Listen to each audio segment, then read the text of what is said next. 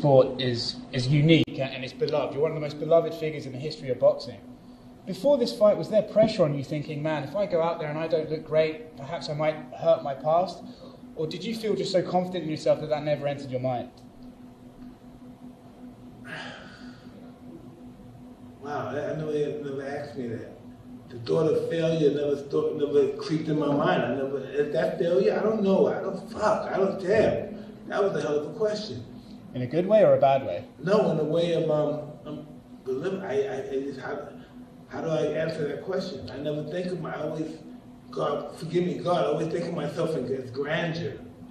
I always think of myself as a roaring gladiator like Alexander the Great. I feel like I'm a ruler when I'm in my mind thinking about accomplishing something. I think nothing's impossible to somebody who tries. So I never think about failure in that perspective. I think about failing, but not in that perspective. I guess in that way you've answered the question. The pressure doesn't get to you. You don't allow it to get to you because you don't think of it at all. No, I need the pressure. Without the pressure, there's no me. Without the pressure, I don't have the guts to say, hey, I'm going to fight this guy. I have to have the pressure. Anything that I'm afraid to do, I do it. When I was younger, when I was afraid to ask out a beautiful girl or whoever, I would do it. Even if she was saying no, I would just do it just because I was afraid to do it. And that's just how I live my life. I live to be humbled. Do you think that's something people could learn from? Do the things you're scared of because it pushes you to succeed more? I don't think succeed from a material standpoint is an inside job. It's just an inside job. The more you're comfortable with you, the more you be comfortable with death. And the more comfortable you are with death, the more at peace you are with yourself.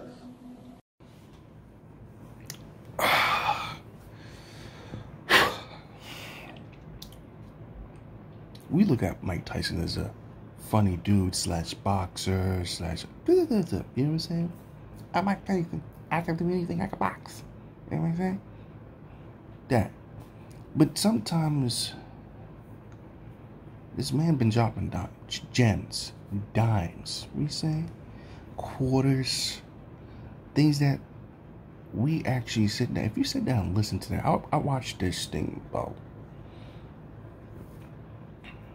I'm going to say about 10 times. 10 times.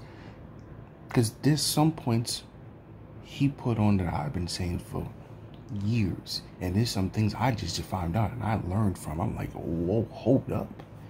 You just educated your boy. I needed to hear that. You know what I'm saying? But, right? What I've been saying with his last part, I'm going to go from back to forward. His last part, to understand yourself, you have to understand death.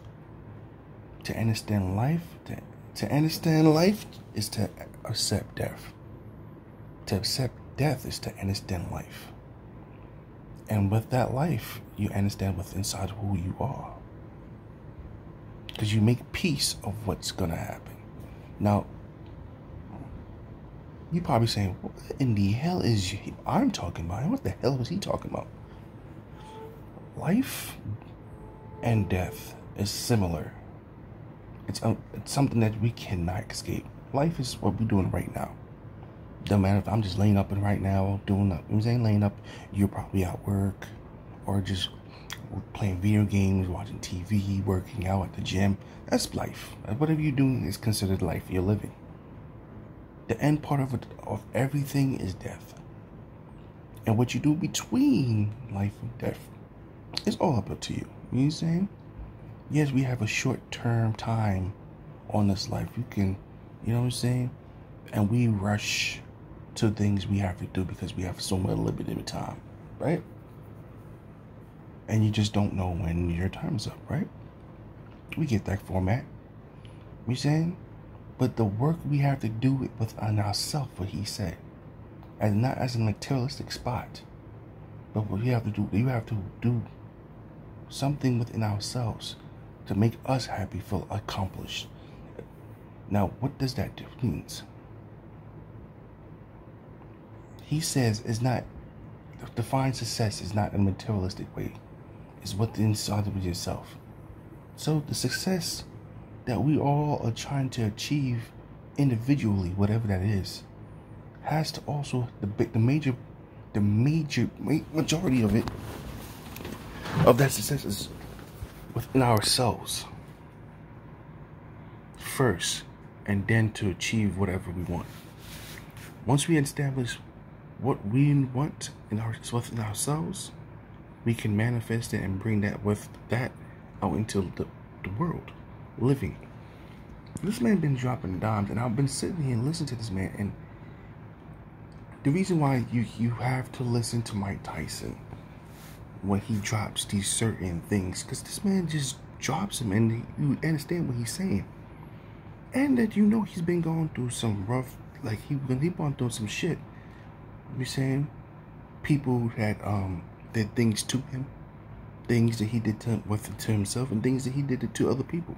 You know what I'm saying? So this man has some type of knowledge, because he's been walking through trials and tribulations, which we all have.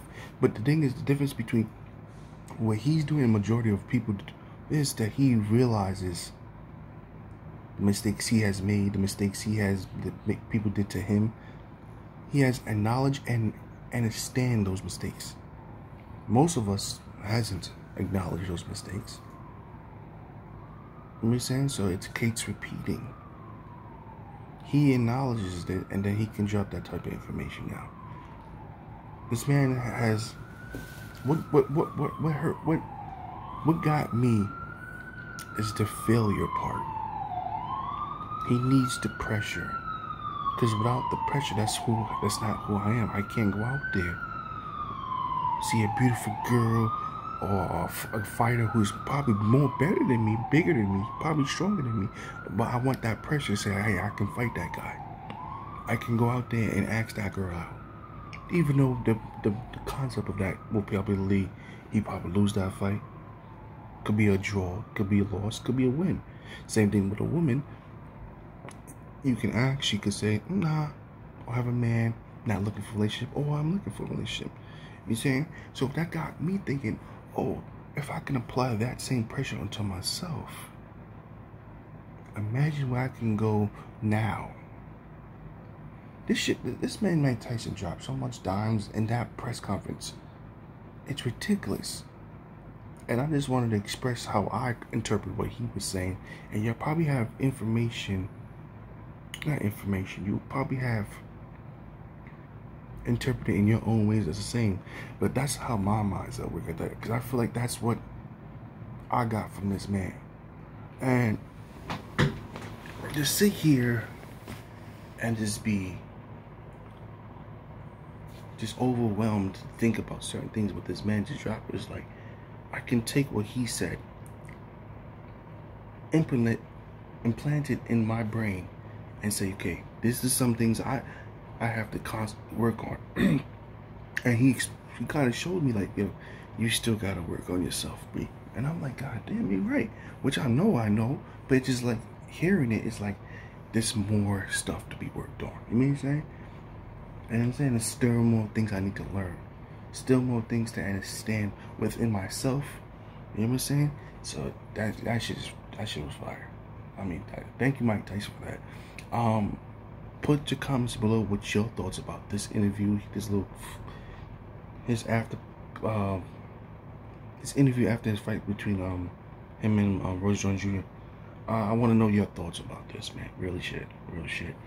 You know what to do. Like, comment, and subscribe. You know what I'm saying? This was dope. You know what I'm saying? I'm gonna get back into y'all with the funny stuff. You know what I'm saying? But this right now, I just wanted to pick your brain with this shit. You know, some real shit. I wanted to pick your brain on this. So I love y'all. Stay beautiful. Yo, yeah, I hear y'all niggas. I hear you. Oh, I was about to say y'all niggas.